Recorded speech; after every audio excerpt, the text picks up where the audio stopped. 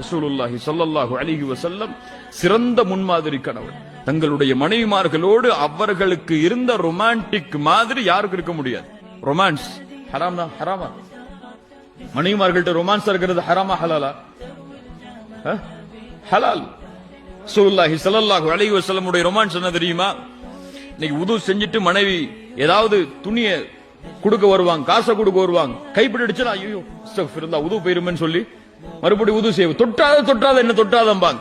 ரசூலுல்லாஹி ஸல்லல்லாஹு அலைஹி வஸல்லம் உடைய ரொமான்ஸ் என்ன தெரியுமா?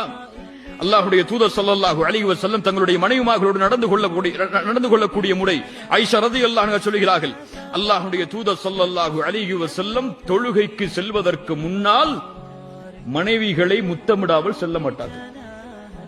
மனைவிகளை எத்தனை வக்துக்கு? 5 வக்துக்கும் ரசூலுல்லாஹி ஸல்லல்லாஹு அலைஹி வஸல்லம் தொழுகைக்கு போறதுக்கு முன்னாடி மனைவியை கூப்பிட்டு ஒரு முத்தமிட்டு தான் அல்லாஹ்வுடைய ரசூல் ஸல்லல்லாஹு அலைஹி வஸல்லம் செல்வார்கள். என்ன ஒரு முன்மாதிரி, அன்பை வெளிப்படுத்துறது.